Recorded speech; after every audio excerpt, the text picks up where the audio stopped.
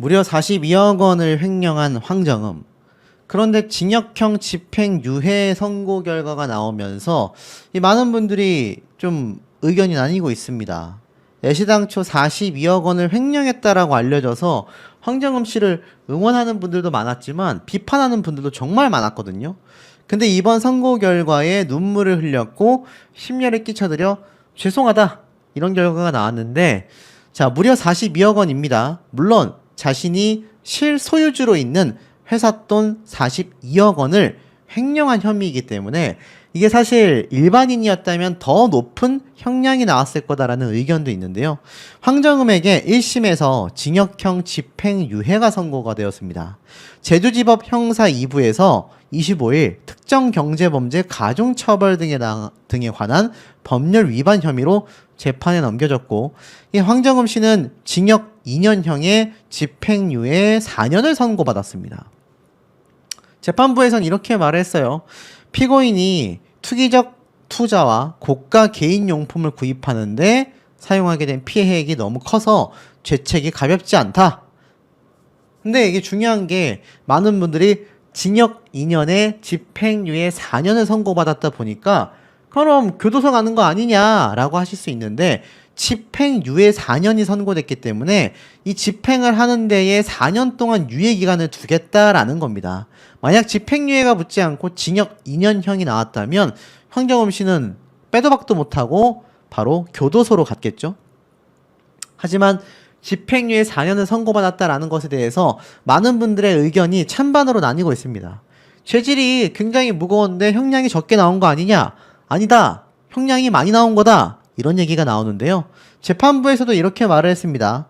피해 회사는 피고인이 1인 회사이기 때문에 만약 손해가 발생한다 하더라도 피고인, 즉 황정음 씨 본인에게만 한정된다.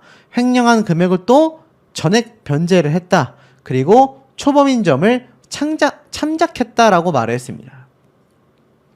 알다시피 이 황정음 본인이 직접 설립한 이 1인 100% 법인회사 훈민정음 엔터테인먼트는요, 자신이 100% 지분을 소유한 가족법인 기획사로 알려져 있습니다.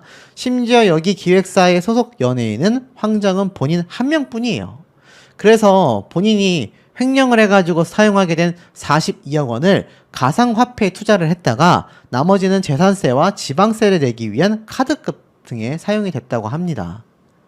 결국 재판 과정에서 이 사실을 모두 인정했고, 훈민정음 엔터테인먼트에서 가지급금 형태로 꺼내서 쓴 금액, 그러니까 쉽게 말씀드리면 황정음 씨 본인이 절대 지주인 법인 회사를 냈습니다. 그리고 그 안에는 자신이 이때까지 벌어온 돈 42억 원이 있었어요.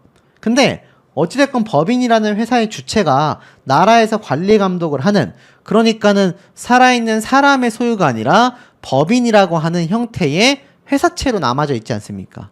그러니 아무리 자기 돈 전액이라 할지라도 함부로 가져다 쓸 수가 없어요.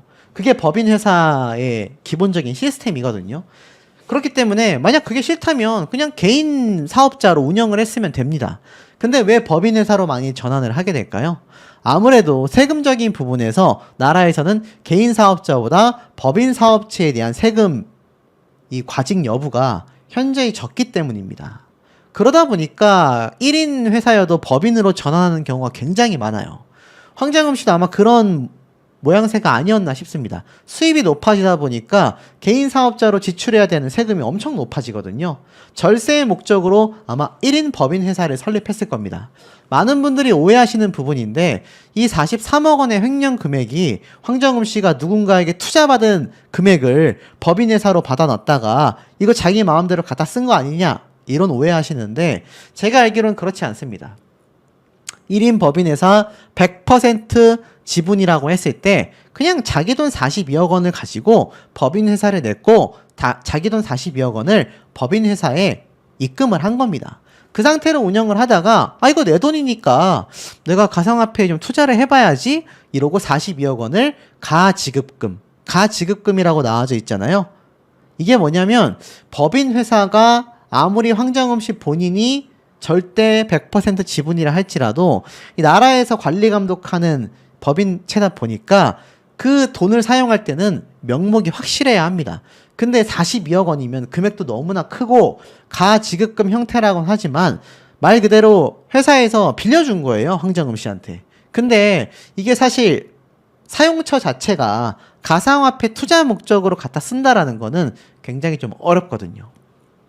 그러다 보니 이게 횡령이 되고 만 겁니다. 심지어 이 가상화폐 투자 자체가 이 법인업체인 자신의 회사의 어떤 이익 상승을 위한 투자라던가 어떤 물건 구입이 아니라 자신이 이 가상화폐로 투자를 해서 돈을 벌기 위해 갖다 썼기 때문에 전액 횡령이 되어버린 겁니다. 이게 좀 이해가 쉬우실지 모르겠습니다. 근데 중요한 건 대중들의 반응이에요. 만약 일반인이 42억 원을 횡령했다면 최소 징역 5년형이다. 42억 원을 횡령했는데 집행유예라니 탈세 아니냐. 법인으로 인해서 소득세도 덜 냈을 텐데. 자, 여러 가지 이야기가 나옵니다.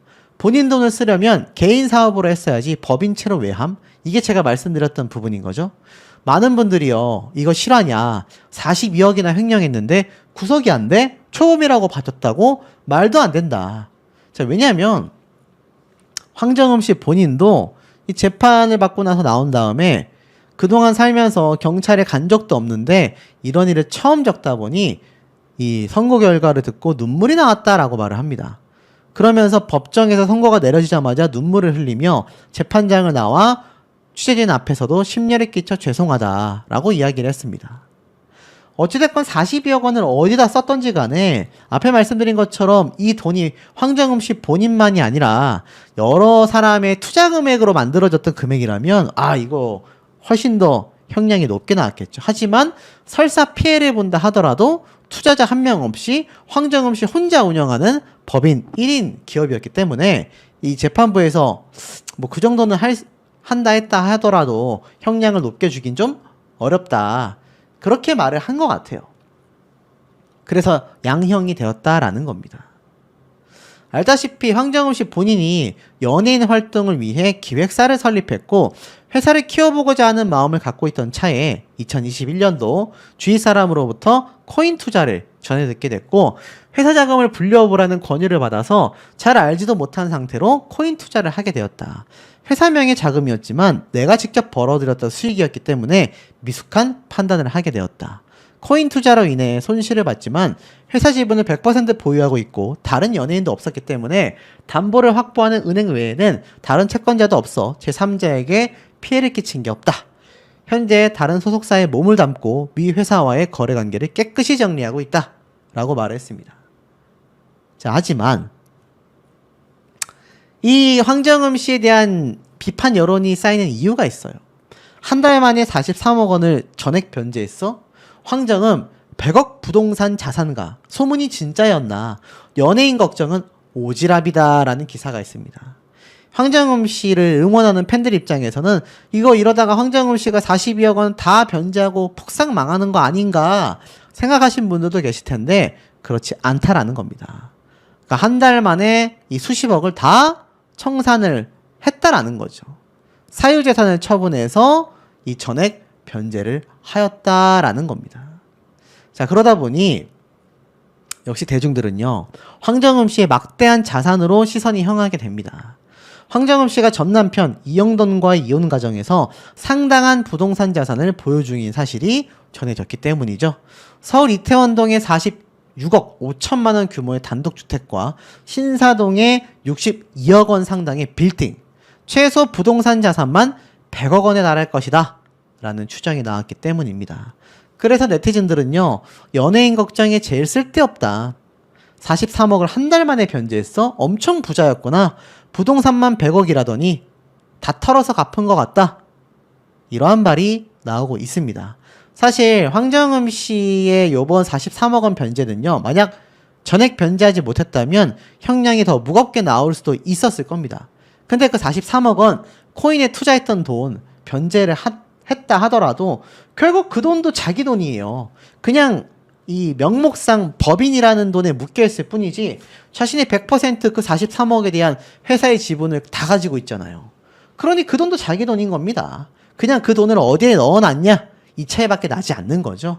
그러니 황정음 씨가 재산 다 털어가지고 43억 원 변제해야 된다던데 어떡하냐? 걱정할 필요가 없는 겁니다. 자신이 갖고 있던 부동산 재산을 털어서 43억 원을 변제하고 나면 자신이 코인에 투자했었던 이 사용금액 43억 원 다 날린 게 아니고서야 뭐 한 3억 원 날렸다라고 가정해보면 그 40억 원 다시 고스란히 자기 주머니로 들어오지 않습니까? 그러다 보니까 많은 대중들은요, 황정음 씨가 애당초 이혼할 때부터 하고 난 뒤에 46억짜리 단독주택, 슈퍼카 플렉스, 이혼 이후에 나에 대한 선물이다, 후회 없다라며 등장했었던 이 소식들이 불과 25년도 3월달, 지금으로부터 6개월 전입니다. 이게 방송을 엄청 탔어요. 이 롤스로이스 아닙니까? 신차가가 7억 원이 넘고요. 중고로 구입해도 4억, 5억 하는 차입니다. 엄청 비싸죠. 근데 여기에 황정음 씨가 46억짜리 이태원동의 단독주택까지 매입을 하다 보니까 이 대중들이 바라볼 때는 당시에도 돈자랑이다 라는 응원과 비판이 공존하기도 했습니다. 이게 엄청나게 비싼 집이거든요. 그리고 이 차도 롤스로이스라고 하는 엄청나게 비싼 차까지. 자, 그러다 보니 대중들이 볼 때는 이 황정음 씨가 엄청나게 돈 자랑을 했는데 결국 자기 마음대로 횡령까지 한 상태에서 누가 누구 걱정을 하는 거냐, 비판이 많은 겁니다. 여기 보면 이런 기사도 있습니다. 야, 46억 단독주택 깜짝 공개. 이태원동이죠. 여기에 우리나라의 재벌가들이 엄청 많습니다. 삼성가, 그리고 정말 유명한 회장님들의 집들도 이태원동에 즐비하단 말이에요. 그러다 보니까 이곳 자체가 사실 황정음 씨의 주택도 단독 명의였다라는 것이 알려지면서, 야, 이렇게 돈 자랑하고 이렇게 돈이 많았는데 투자를 해서 횡령까지 했다? 이거 문제가 심각하다라는 비판 여론들이 굉장히 좀 들끓게 된 것 같습니다. 근데 여기에는 또 다른 결정적인 이유가 있었습니다. 황정음 씨가 특혜를 본 게 아니냐라는 의혹이 왜 제기가 됐냐면, 초코파이 절도 유죄, 기억나십니까? 이게 얼마 전이에요. 2025년도 장발장이라고 불리운 초코파이 절도 사건인데, 작년 1월달 전북 완주의 한 물류회사에서 하청 보안업체 직원 A씨가 새벽 근무 도중 사무실 냉장고에 있었던 초코파이와 커스터드를 딱 한 개씩 꺼내 먹었습니다. 근데 CCTV로 이를 확인하고 회사 측에서 112에 신고를 하는 거죠. 이게 무려 18개월 동안의 이 송사 끝에 정식 재판까지 갔고, 1심은 이 몰래 초코파이를 꺼내 먹은 A씨에게 벌금 5만원 유죄를 선고했습니다. 사실 이 절도액 자체가 초코파이는 400원, 커스터드는 650원, 1050원이었거든요. 근데 이걸 횡령죄로 보고서 이 금액의 50배에 달하는 5만원을 벌금형으로 유죄 선고를 했습니다. 회사가 왜 A씨를 이렇게까지 형사처벌하려고 했는지 모르겠다라는 의견들이 많았습니다. 동료들 역시 우리도 꺼내 먹었었다. 심지어 그 A씨가 상습범도 아니다. 그저 A씨가 회사 눈밖에 난 직원이 아니었겠느냐. 알고 보니 노조활동으로 인해 회사와의 마찰이 있었고 그것이 영향을 미쳤다라는 겁니다. 자, 그러다 보니까 어떻습니까? 이 초코파이 하나 훔쳐먹고서도 횡령죄로 유죄 판결을 받아 벌금형을 무려 50배나 물게 됐는데, 황정음 씨 본인은 43억 원이니까 50배면 얼마입니까? 한 200억 넘을까요? 그 정도의 금액을 그러면 벌금으로 받아야 되는 거 아니냐? 그렇게 못한다 하더라도 최소 몇억 원 이상이라도 자신이 횡령한 금액의 몇 %라도 이거 벌금형 해야 되는 거 아니냐? 이런 논란이 많았던 겁니다. 문제는 이 황정음 씨가 응원을 받기는커녕 이번 사태에 대해 비판 여론이 들끓는 이유들이 한두 가지가 아니었다라는 겁니다. 저희 황정음 씨의 사태를 잘 알고 계신 분들은 아시겠지만, 최근 이 바람여로 오해하여서 잘못 저격하여 난리가 났었죠. 근데 여기에 대한 추가 단독 기사가 또 하나 올라왔던 겁니다. 자, 황정음 씨가 왜 이렇게 정말 폭주기관차처럼 달릴 수밖에 없는지 내용을 좀 말씀드려볼까 하는데요. 자, 이런 단독 기사가 하나 올라왔습니다. 황정음 사과했지만 상간녀 오해, 피해자 고통은 계속된다. 정신적으로 힘들다. 자, 무슨 말인가 하고 봤더니 아시다시피 자신의 오해로 피해자들에게 2차에 걸쳐 사과를 했지 않습니까? 하지만 여전히 피해를 입은 당사자들은 해당 이슈의 여파로 힘들어하고 있다고 합니다. 이 당사자의 친구이자 해당 게시글 속에 이영돈으로 거론된 당사자 A씨가 직접 이러한 말을 했습니다. 저도 따로 사과를 부탁해서 연락이 오긴 했는데 잘 모르겠다. 그냥 사과하면 끝이라고 생각하시는 것 같다. 당사자인 친구는 모르는 사람들이 엄청난 메시지를 보내오고 하는 것에 대해 정말 힘들다고 토로하고 있다. 정신적으로 특히 힘들어하고 있다. 어쨌든 그렇게 지목된 것이 자신의 친구이기 때문에 특히나 많이 힘들어하는 것 같다라고 안타까워했습니다. 이제 더 이상 자신의 실명이 거론되지 않았으면 좋겠고 그 기사에 나와 있던 실명 내용들은 다 내려진 것 같지만 여전히 SNS나 블로그 같은 곳에 자신의 글을 캡처한 게 떠돌아다닌다라고 말을 했습니다. 이 A씨는 황정음 씨가 자신의 친구에게도 사과를 하긴 했다. 그런데 그게 진실된 사과가 아니라 SNS에 올린 내용이랑 별다를 거 없다. 그러다 보니 친구는 여전히 힘들어하고 있다. 정말 힘든 비판들이 너무 많아 핸드폰을 그만 보고 싶고 언제 다 하나하나 조치를 하냐고 이야기하더라. 외국 사이트 같은 곳에도 자신의 사진이 돌아다닌다고 하더라. 근데 그런 건 지울 수가 없다고 하더라. 충격적이죠. 왜냐하면 이 누리꾼들이 악의적으로 이 당사자의 사진을 막 그런 데 뿌려버리는 겁니다. 법적 조치에 관해서는 잘 모르겠다. 사과글을 봤을 때 그냥 사과하면 끝이라고 생각하는 것 같아 조금 황당하다. 우리는 일반인인데 이름이나 얼굴이라도 가리고 올리던가. 진짜 이건 아닌 것 같다. 저는 괜찮지만 제 친구가 너무 걱정이 된다라고 우려를 표하고 있습니다. 결국 황정음 씨의 이번 사태에 대해서 지금 정말 많은 기사들이 계속 보이시죠? 끊임없이 쏟아지고 있습니다. 자, 그러다 보니 어떻습니까? 사실 이 황정음 씨가 등장하기로 한 무려 460억을 쓴 7인의 부활, 시청률이 굉장히 저조합니다. 사실 460억이면요, 오징어 게임보다도 제작비가 높거든요. 제가 말씀을 드렸던 부분이기도 하지만 결국 황정음 씨의 이번 사태로 인해서 자신이 등장하는 이 막장 드라마도 시청률이 곤두박질 치고 있습니다. 시청률이 너무나 저조하다라는 평가를 지금 받고 있는 거죠. 실제로 보니까 1회차가 4.4%였는데 사실 2회차가 3.2%를 기록하면서 굉장히 하락하고 있습니다. 앞서 1시즌에서도 6%대를 기록했지만 그것의 절반대로 지금 폭락하고 있는 거죠.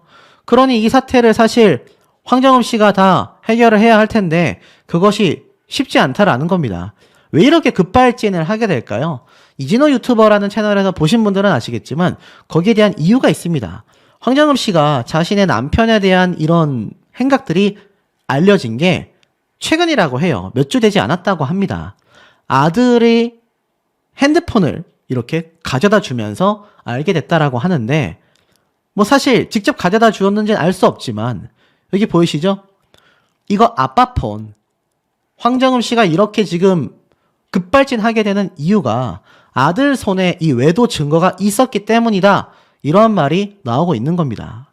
올해 초에 남편이 출근한 뒤 집에서 두 아이와 있던 황정음 씨가 아들의 핸드폰 전화를 갖다 주며 아빠 핸드폰이야 라고 말했다라는 거죠. 그런데 황정음 씨는 아빠 핸드폰 갖고 가지 않았어? 라고 했는데 그 받아든 핸드폰을 보니 평소 이영돈 씨가 쓰던 핸드폰이 아니었다라고 합니다. 결국 황정음 씨가 몰랐던 또 다른 폰을 이영돈 씨가 쓰고 있었던 거고 더 아마 고통스럽고 충격받은 건 이 핸드폰에 남편의 모든 문제 행동이 담긴 문자와 사진들이 고스란히 담겨 있었고 이것을 황정음 씨가 일부 공개를 했던 거죠. 더 이제 분노하게 된 건 이런 자료가 담긴 핸드폰을 다른 사람도 아니라 아들이 입수하여 전달했다라는 것에 많은 자괴감을 느꼈고 결국 급발진을 하게 된 것 같다. 이런 이야기가 나오는 겁니다. 자, 이번 사태 그럼 도대체 어떻게 흘러가게 된 걸까요? 자, 아시다시피 최근 이 황정음 씨가 남편분의 사태를 폭로하면서 방송가를 굉장히 뜨겁게 달고 났고 이제 이혼을 앞두고 있다. 이미 진행 중이다. 이렇게 말씀드려도 과언이 아닌데요. 기사 제목 보면 황정음 이번에 남편과 함께 바람이 난 상대를 폭로했다. 라는 기사가 아마 눈에 들어오실 겁니다. 황정음 씨가 최근 남편 이영돈 씨를 그냥 두리뭉실하게 바쁜 우리 남편 막 이런 식으로 비꼬는 게 많았다라고 한다면 이번에는 명확하게 남편과 함께 바람이 났다라는 상대를 직접 밝혔다고 해서 그야말로 완전 뒤집어진 상태인데요. 실제로 기사 내용을 보니까 반전이 있었습니다. 황정음 씨가 사진까지 박제해 놨었던 이 저격 사진이 알고 보니 오해였다. 무슨 말인가 하고 봤더니 황정음 씨가 이렇게 오른쪽에 한 여성의 사진을 아예 대놓고 박제를 해버렸습니다. 박제를 하면서 이 여성이 자신의 남편 이영돈 씨와 바람이 난 상대다. 이렇게 이야기를 주장한 거죠. 실제로 보니까 프로골퍼 출신 사업가인 이영돈 씨와 이혼 소송 중인 배우 황정음 씨가 최근 바람난 상대로 일반인 여성을 지목한 겁니다. 이게 연예인도 아니고 유명인도 아니고 일반인 여성을 보고 그 상대라고 확신해가지고 이야기를 했던 거죠. 이 당사자의 사진을 올리면서 추녀야 영돈이랑 제발 결혼해줘. 이혼만 해주고 방콕 가면 안 돼? 라고 적었다고 합니다. 제발 내 남편과 결혼해 주겠니? 내가 이리 올리는 이유는 딱 하나야. 가출한 영도나 이혼 좀 해주고 태국을 가. 라고 말했다고 합니다. 사실상 A씨가 누구냐면 그 일반인 여성분입니다.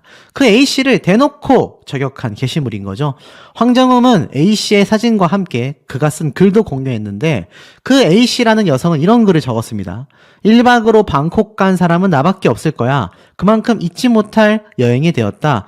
이영돈 고마워 라는 내용이었다라고 해요. 황정음 씨는 이영돈이라는 남편의 이름을 보고 확신을 했던 걸로 보입니다. 그런데 문제는 황정음 씨가 해당 게시물을 빠르게 삭제를 했고 문제는 이것을 캡처한 이미지가 이미 온라인상에 쭉쭉쭉 번져나갔던 거죠. 그러면서 일본 네티즌들은 그 A씨 여성의 이름과 신상을 마구 퍼뜨리기도 했습니다. 자, 이게 바로 신상털이라고 하는 거거든요. 일반인들의 신상을 털어가지고 이렇게 난리가 나는 경우, 그러니까 이게 어설픈 저격은 화를 불러온다라는 걸 제대로 보여준 사례가 아닌가 싶습니다. 왜냐면 바람난 상대라고 지목됐던 당사자는 난 이영돈 씨를 알지도 못한다. 사과 안 하면 법적 대응 고소하겠다. 이렇게 말을 하는 거죠. 사실 바람난 상대로 의심됐었던 황정음 씨가 저격한 여성은 전혀 관계된 사람이 아니었습니다. 이 A씨는요, 가장 친하다는 친구가 증언을 해줬어요. 사실 3명이서 방콕 여행을 갔고 황정음 씨 남편이 이영돈이라는 사람인 줄도 몰랐다.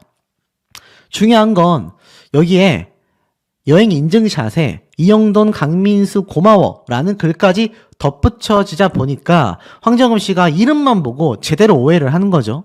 그런데 사진 속 인물이 언급한 이영돈이라는 사람은 황정음 씨의 남편이 아니라 동명이인의 다른 여성이었다라고 합니다. 이영돈이라고 언급된 A씨는 저희가 2년 전부터 이름의 뒷글자만 따서 남자 이름처럼 부르는 것이 하나의 별명이었다. 우리 별명 뭐 할까 하다가 제 이름이 영땡이라서 영돈이었대. 귀엽다라면서 붙인 거였다. 그래서 그런 게시글을 썼던 건데 황정음 씨가 이걸 본인의 계정에 올리셨더라. 저희가 쓴 걸 아마 누가 제보를 했나 보다. 그런데 근거도 없고 증거도 없고 아무 확인도 되지 않은 사실을 팔로우 100만 명을 가진 공인이 계정에 올려버릴 경우 자신과 자신의 친구들은 뭐가 되겠냐. 생각이 짧은 것 같다. 여행 간 거 티켓까지 다 보여드릴 수 있다. 저희는 이영돈 씨와 관련이 없는 정도가 아니라 황정음 씨 남편인 것도 이혼 기사를 보고 알았다. 왜냐? 관련이 없었기 때문이다. 아예 신경을 안 쓰고 있었다라며 굉장히 억울해했습니다. 그러면서 황정음 씨에게 이런 말을 했는데요. 사과를 공식적으로 안 할 경우 명예훼손죄로 신고하고 변호사까지 선임하려고 한다. 저희는 이게 그냥 넘어갈 일이 아니라고 생각한다. 황정음 씨가 제대로 된 사과글이든 정정글이든 올리시지 않는다면 가만히 있지 않겠다. 이렇게 얘기를 한 겁니다. 그러니 남의 신상을 털고 저격을 하는 게 얼마나 문제가 큰지 알 수 있는 대목이죠. 연예인들 같은 경우는 자신의 이름과 모든 신상을 공개하고 큰 돈을 벌지 않습니까? 그런데 이런 일반인의 신상을 털어서 결국 이 문제가 터지고 만 거죠. 결국 어떻습니까? 황정음 씨가 사과를 했어요. 어떤 사과를 했느냐? 지금 보면 황정음 씨가 이러한 말을 했습니다. 인스타그램에 이렇게 올렸어요. 제가 개인사를 정리하는 과정에서 오해가 있었다. 일반인분의 게시글을 게시하여 당사자 및 주변 분들께 피해를 입힌 점 진심으로 사과드린다. 내용을 정정하기 위해서 이 공간에 다시 글을 작성하게 되었다. 피해를 입은 당사자에게도 직접 사과를 드렸다. 많은 분들이 보시는 공간에 공과 사를 명확히 구분해야 하는데 혼란스러운 감정 상태에서 잘못된 판단을 하여 대중분들께도 피로감을 드린 점 사과드린다. 주의하겠다. 이렇게 이야기를 했습니다. 그런데 이게 문제가 뭐냐면 황정음 씨가 사실 애당초 최초의 사과를 했을 때 이 사과글에 대해서 많은 분들이 비판이 쏟아진 겁니다. 더 충격적인 건 이 당사자가 나 제대로 된 사과 못 받았는데 너무 고통스럽다라고 얘기를 한 거예요.